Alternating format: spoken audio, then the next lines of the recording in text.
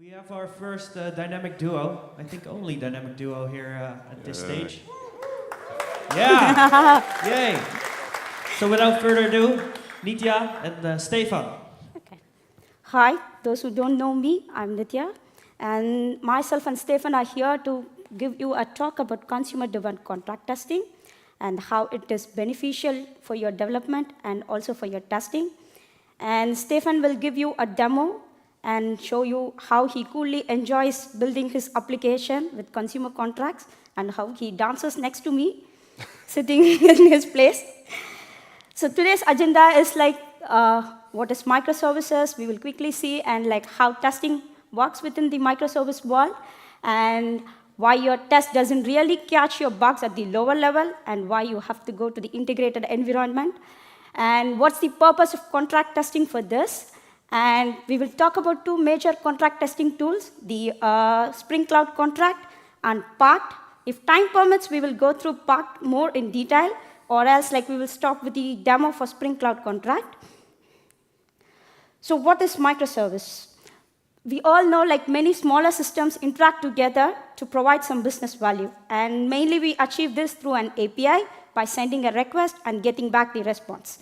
So it is very important, like you have to test all the systems and at each layer, because like you cannot really see them in the integrated environment failing. So I'll take two examples of two services, like the checkout service and the order candidate service. Here, like the checkout service is the consumer, and the order candidate service is the provider for the data for checkout service. So when we say like we want to test at the lower level, we all will first do the unit test and say like I have covered all my modules, it's all tested, and it's fine. Of course, it's like reliable, cheap, and you can integrate in your build phase, but it doesn't really test everything.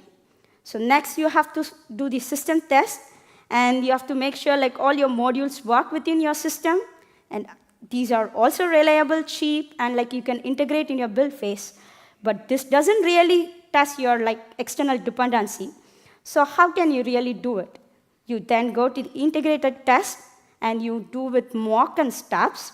So you have to create a mock client or a mock server for your system to really make sure like they work, but they are not really trustworthy. I'll show you why they are not trustworthy, and they are also not cheap, because you need to have the stub server running or your mock working properly, and you have to know the behavior of your provider.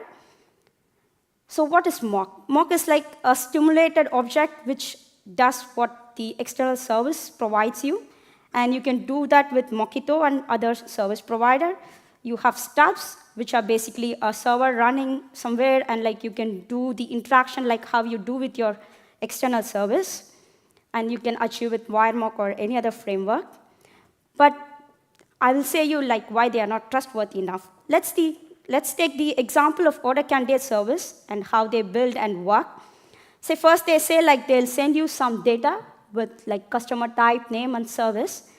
And later on they decide within their team that it's not really fancy to have customer type as normal. They try to change it as C.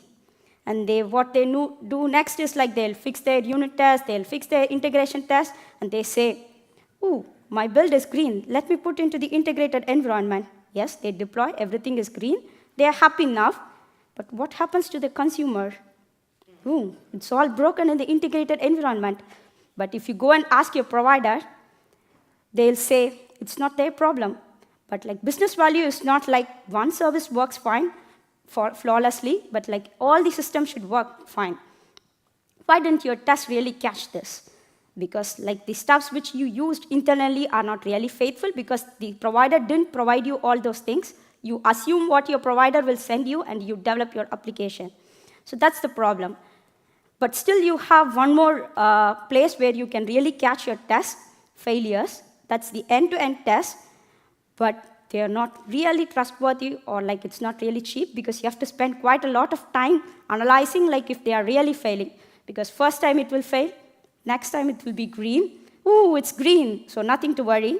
But if you rerun, they will be failing. So you have to spend at least like 2 hours of your morning when you enter the office to see like if your system is really working or not. But this is not going to be effective when you have multiple microservices and you want to go to the moon as soon as possible. For that, like you don't need, it's like you have some better way to do that. That's where like consumer-driven contract testing comes in. What is consumer-driven contract testing and what are contracts actually here? Consumer-driven contract testing is a development from the provider and from the consumer point of view. If you say in simple words, it's the expectation of your consumer, and you use those expectations to build your application. So you know what your consumer need, and you don't really need to send 100 datas in the metadata if they are not really using. And you also don't know like who is really using all those datas at the back end. So these tests are really trustworthy. So we will show you like how it is trustworthy and how fast and how you can integrate in your build phase. So these tests are on the boundary of your external service and within your service. And since you can integrate these into your build, you will know when your deployment is done, if your system is really working fine with your providers. So you can go every time to the moon.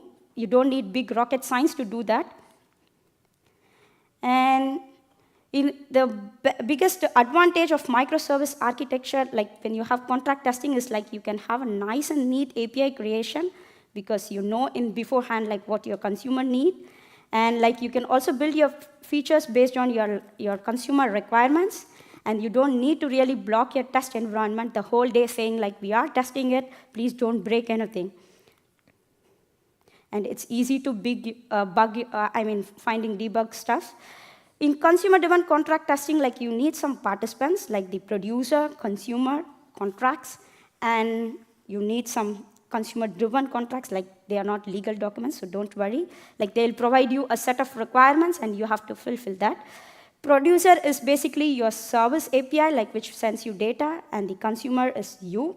And the contract is the agreement, like in the API, like what all the data you need. In typical situation, if you see like the checkout service sends the request and gets the response back, but in consumer-driven contract way, like how it works is like you will have a provider stub in front of your provider, so you will be actually talking to your provider stub, but those stubs are really being validated by your provider. So you have tools to achieve this, actually. The first one we are going to explain is Spring Cloud Contract. In Spring Cloud Contract, like you have like all the plugins and stuff which will really help you to achieve this way of working. The components you have in Spring Cloud Contract is like you have a contract written. It's written in groovy DSL. And you have a Stub-runner, which is based on WireMark, and like it runs as your provider, but like it runs with the JSON files generated from your provider. You have a contract verifier, which runs actually unit tests for the contracts you provide in the provider side. So your provider also tests what they are actually providing you in the contracts. So you have really a trustworthy contract. And it's also easy to do acceptance testing with this. So this is how the architecture will look when you use contract testing. You will have the consumer who provides you the contract groovy file, and the provider, what they do is they write some test. It is auto-generated in Spring Cloud Contract, so you don't need to verify every field in the contract. So it is done as free for you. So it will run the test case. It will make sure like the build is fine. It will publish it to the Artifactory as a jar file. And inside the jar, it's all in the format of JSON. So the stub server, where like the WireMark is at the backend, will pick up all the JSON files, and it will run as a server for you, as a provider server. And you can run all your tests against this. Since everything is being validated at the API side of the provider, you don't need to really wait for them to say they are changing stuff. Because when they change, the test will fail at their end, and they'll know like which consumer actually they are breaking. So you can have multiple contracts per consumer, and like they can know like which is failing and whom they are going to actually break at the integrated environment. And you have, like as I said, like it is a DSL file with groovy, and you have the verifier plugin, which will generate the unit test for you. And you have the consumer Stub-runner, which will actually do the actual test on the consumer side. And now it's time for demo, and Stephan will laugh and say how he enjoys it. Can you hear me? Yeah? Okay. Any developers here? Do you like writing tests? Oh. Okay. That's strange. I will show you what Nithya explained, but how we applied it in building a new checkout project. So I want to give you a little bit of context what we were doing. I'm in team 4R, and we're building we are replacing the existing ATG checkout and building a great new checkout. And what we did, we started with multiple teams on this project. So we have one team doing the Webshop front-end components. They're focusing on making an awesome UI. And we have one team, which Nithya and I are in, and we're building an API to provide them endpoints that they can retrieve data for the front-end components.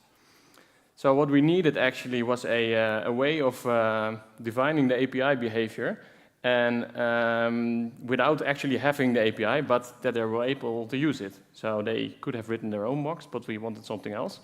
We wanted to be able to work independently, but without getting out of sync, because it's very easy when you start building front-end components and just saying, hey, I expect this from some API, and then at some point come to the conclusion it doesn't match, because what the API provides is not what I need in my front-end components.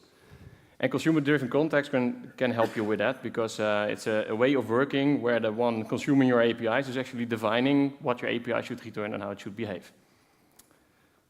And especially the way we implement it, we have an Excel service and we use Spring Cloud Contract. Yeah, that integrates very well with Spring Boot, so that's the main reason why we choose it. Solution, we define contracts. So one of the most important things about this contract is that we actually continuously validate our API against these contracts, and we do that within the build. So our build process is actually validating each time that it builds the application if we are still complying against the contracts which were defined by the Webshop checkout team. So our consumers of our API. Okay, let me show you how it works. This is a very simplified version. Can you see it actually? Oh.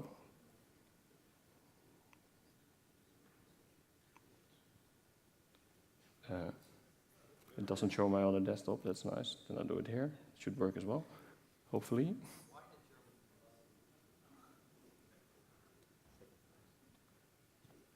Bring it here. Hello?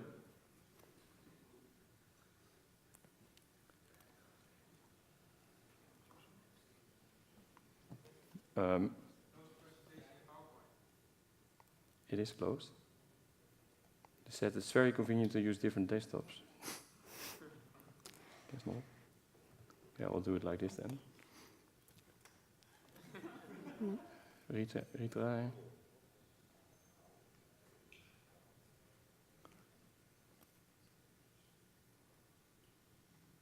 That's the demo effect. That's why Nithya tricked me into doing this.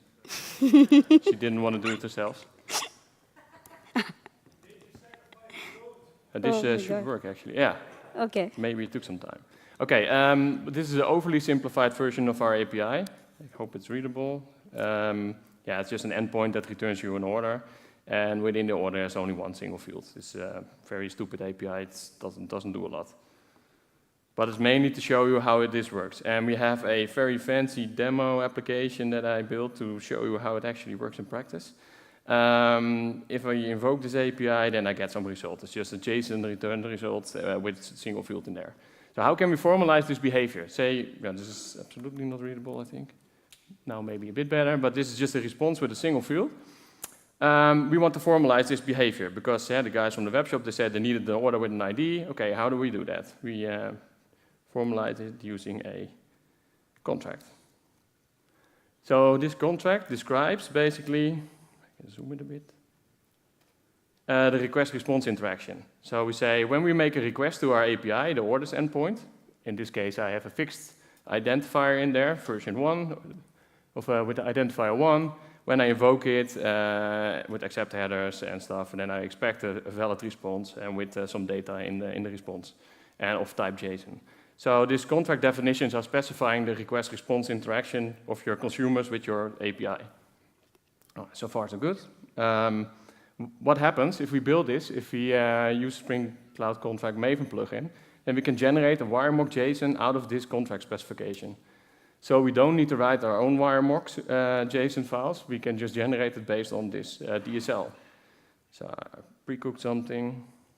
This is what the wiremock JSON looks like, but this wiremock JSON file, you can load it into a wiremock server, and you can use it on the consumer side for using mocks.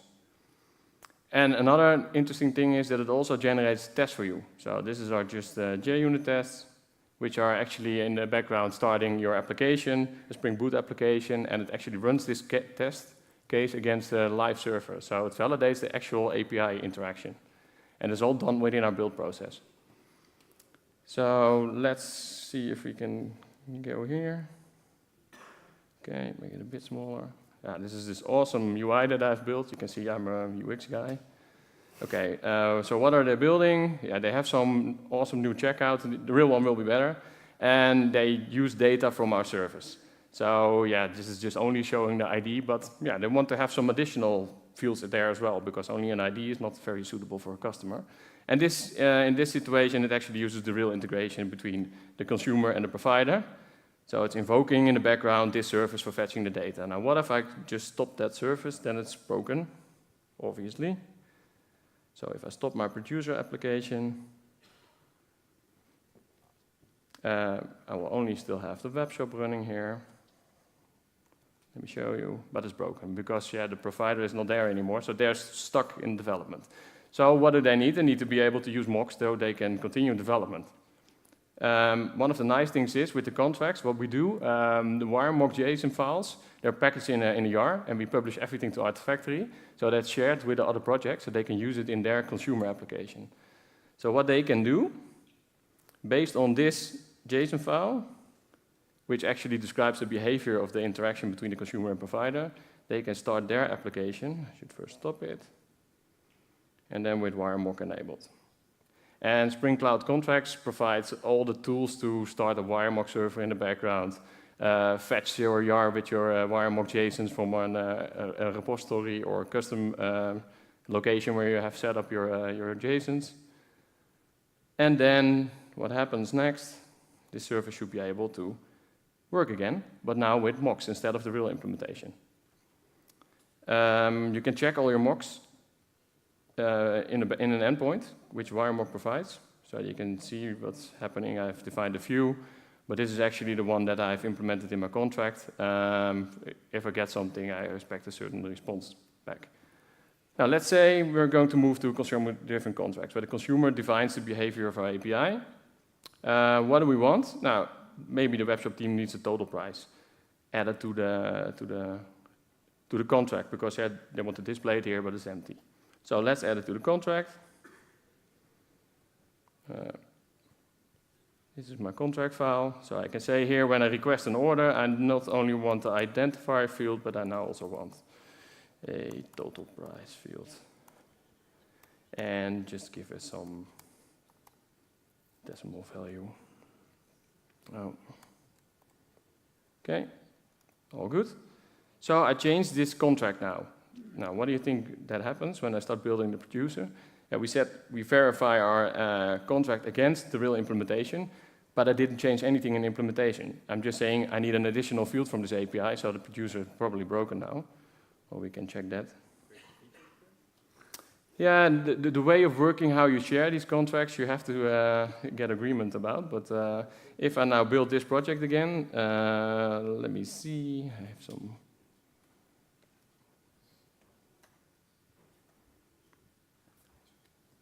This gives me some time to breathe. But actually, what now happens, it will verify the contract definition against the live server that's spinning up in the background. And it will come to the conclusion that I didn't implement the total price field in a real implementation. I did define it in the contract, so there is a mock actually providing that field. But the real implementation doesn't match the expectation that we have. So if I want to fix that, I need to fix my application. And what I can do, I will add an additional field here, total price, and I will return it in case it's a super awesome service. But in case there's an incoming ID with 1, then I will also fill a field with total price with the value of $34.99. It's a bit stupid implementation, but it's just for demo purposes. Oh, let's build it again. So now it again compiles the contract file, and it regenerates a wiremock JSON and also a new test. And this test also should validate the new behavior, because I've included a new field. So built a success, luckily. If I check the JSON, you will see that the wiremark now also has a field in there, the wiremark JSON, for the new total price fields that I just added. And the test has also been changed, because this test really validates everything that I specified in the contract. So instead of having only the ID field, I now also have the total price assertion in there. So this gives me, if I now rerun my consumer application using wiremark, then we should see that it started using the new mock that I've just shared with the project by building it in Maven and putting it in a Maven repository. So this application is now again up and running, and yeah, we can first check the wiremark server that has started in the background. You see there's now an additional field in the mock total price, and yeah, of course, this also works here. Bam jongen, like that. So, but this defines the way how you can work with multiple teams on developing an API. So consumers of your API actually start defining how your API should behave, because they're the one who know how they want to use it. You do have to come to some consensus of how you apply those changes, but we found a way of working that works pretty well. And we do it with the shared Git repository with pull requests, and for us that works fine. The demo part, you can continue again, Nithya. Yeah. Do we have still time? Okay, then we can start. Let's see if I can get the presentation back. Oh. It doesn't want to. I think you have to go. Ah, yeah. Yay. Here it goes. So the next thing we want to discuss is about Pact. That's the other provider in the market which helps with consumer-driven contract testing. But like when you compare Spring Cloud Contract and Pact, like you can also integrate them and work together. But Pact has really some cool features in it. The Pact is strictly consumer-driven contract, because like the generated file will, the contracts will be generated based on the unit test of the consumer. So whatever they change in the groovy file is shared to you, and then you have to run the provider test, and then they have a mock server, which they call as Pact broker, where you can share your contracts, and then like you can run your consumer test again against those contracts. But like the provider doesn't have any, they don't have any contact with the Pact file, because they cannot change it. It's only the consumer can hold and change things in it. So that's strictly done in Pact. And you have the same DSL, you have the Pact file, the verifier, and the additional things you have here is the broker, where you can really visualize and see like when your contract has been last verified and how much consumer is really using your Pact file. And it also allows state change, like you can have define some state when you want to really start your test, and wiremark also has that, but like Pact like explicitly provides some annotations for that. And this is how the consumer test will look like, the unit test. And based on this unit test, like the Pact file is generated, and the Pact test in the provider side is using the consumer contracts. You can see like it uses from the artifact tree and how you can use it. And this is based on JUnit, the Pact runner is, but in Spring Cloud, it is based on wiremark at the backend. And this is how the Pact broker will look like where you can see like which consumer is using your contract, so you know all your consumers. You don't need to panic like who will use your service in the production and who will break it. And you have the visualization of like when your contract has been last verified by your consumers, so you have a hold on it. And then, as I said, like you can integrate Spring Cloud Contract and Pact together, and you have dependency for that, like you can use Spring Cloud Contract Pact dependency, so you can convert your Pact contracts into Spring Cloud Contract, and you can integrate in the Stub-runner of Spring Cloud, and you can do the vice versa. So when we are in a big organization, like it doesn't matter who uses Pact or who uses Spring Cloud, you can integrate and work together. And yeah. Oh, it doesn't work with one click. Questions? Okay. Any questions?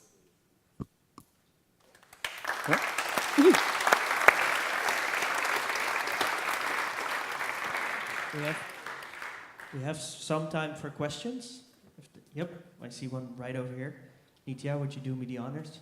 Yeah. Throwing the catch box and I have to try my best. Oh, oh, it works. yeah, it's all right. Nice. If you have a contract saying that, for example, you retrieve one order as you demonstrated and you get the right answer back, but what if your service is stateful? Hey, I retrieve the order, it doesn't exist, then I put the order in, then I retrieve the same thing again, and now it does exist. Those kinds of scenarios, how would you implement those in a model? Yeah, actually, those things, like you have the privilege, like you don't need to validate all your contracts in the provider side. You can still have them as your local stubs, and you can say this is what will be returned back, or you can use multiple stubs that's been verified in your provider side and use those things. Like you can say like you need this one at the next step. But like the best thing to do these things is like keep your stubs locally. Okay. The second stub, not the first one, but the second one which you expect. Another question over there. Easy throw. Hi. Do you run these on as part of your build cycle or Yes. Yeah. every time? Yes. Yes. Yeah. Other questions from the room? One over there, all the way up there. Wow, Nice. not bad. So your producer it's not a consumer of its own in your example. And our application is in a place where it has up to 10 producers. So if you define a contract for this order with ID 1, then we need in turn consistent stubs or contracts as well to have the correct state.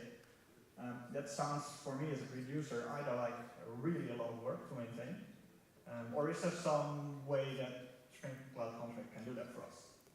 You have some special features when you define in your contract, like you can say like the consumer, you expect this value. In the provider side, like you can have this value.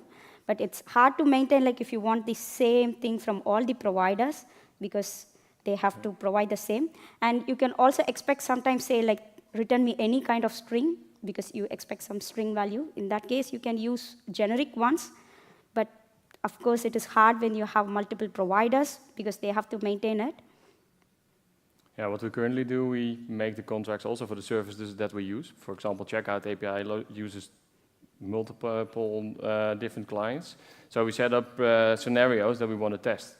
And that's work. Yeah, it's a lot of work. And a lot of teams are not using contract testing yet. So yeah, it might still break after our service. But at least for the service that we are making, we're verifying that we don't break our API and that the consumer contracts, they define that they work. So it's a start. It's not perfect yet, but working on it. Final question over here. Oh.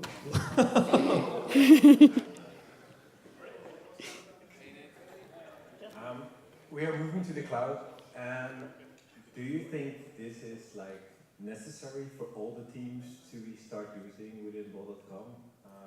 If we are moving to the cloud, we're going to develop more in this way?